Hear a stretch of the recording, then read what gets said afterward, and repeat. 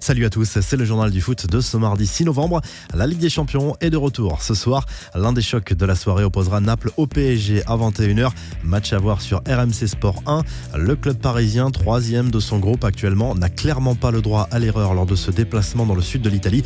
Le PSG devrait évoluer en 3-4-3 avec Draxler associé à Verratti dans l'entrejeu. Mbappé et Neymar devraient débuter sans surprise alors que Cavani est plus incertain malgré un retour dans le groupe parisien. On jette un œil sur les autres affiches de la soirée. Monaco-Bruges à partir de 18h55 sur RMC Sport 1 également. À suivre aussi les chocs Inter-Milan-Barça, Atlético Madrid-Dortmund et dans le groupe du PSG, Étoile Rouge de Belgrade à Liverpool. Kylian Mbappé est désormais le joueur le plus cher du monde selon l'Observatoire du football CIES qui a actualisé les valeurs des joueurs du top 5 européen. La star du PSG a pris la tête du classement avec une valeur estimée de 216 millions d'euros.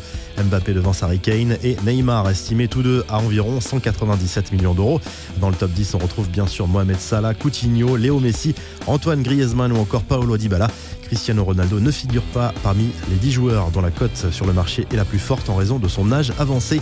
S'il était un excellent footballeur, Ronaldinho n'est pas vraiment un bon gestionnaire. D'après certains médias brésiliens, l'ancienne star de la Seleção serait tout simplement ruinée. La justice brésilienne a visiblement l'intention de lui retirer son passeport en raison d'un défaut de paiement d'une amende de 2 millions d'euros à l'État brésilien. Ronaldinho a pourtant enchaîné les gros contrats en fin de carrière et reste une valeur sûre pour les marques. L'État brésilien cherche surtout à savoir où va l'argent de l'ancien parisien. Arsène Wenger, bientôt de retour aux affaires, peut-être. Le technicien français pourrait s'engager prochainement en faveur du Milan AC. Information de France Football. L'ancien coach d'Arsenal remplacerait Gennaro Gattuso sur le banc.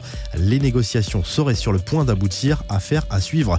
Dans une interview à Fortuna, Zlatan Ibrahimovic a taclé ses détracteurs et le niveau de la Première Ligue qu'il juge surcoté. Voici l'une de ses déclarations. Comme j'avais dit quand j'étais en Angleterre, vous êtes chanceux que je ne sois pas venu 10 ans plus tôt parce que si j'ai fait ce que j'ai fait à 35 ans, imaginez à 25 ans, a notamment lâché l'ancien parisien du grand Zlatan. Encore une fois, quelques enfants en bref et en images, Antoine Camboiré n'est plus l'entraîneur de Guingamp. Il a été licencié de son poste d'entraîneur. Sylvain Dillot et Vincent Roturo assureront l'intérim jusqu'à la nomination d'un nouvel entraîneur. Après quelques pépins physiques, Raphaël van der Vaart a décidé de mettre un terme à sa carrière de footballeur à l'âge de 35 ans. Pas de maillot Bob Marley pour le Bohemian Football Club. L'équipe irlandaise a dû revoir ses plans après avoir imaginé un maillot spécial consacré à l'ancienne star jamaïcaine. Le club explique avoir été confronté à un problème de droit à l'image et vient de présenter une autre version du futur maillot.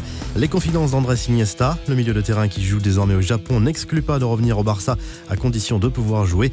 Iniesta a en revanche fermé la porte à un retour en sélection espagnole. Et puis on connaît désormais les noms des 3 nommés pour le titre de joueur du mois d'octobre en Ligue 1.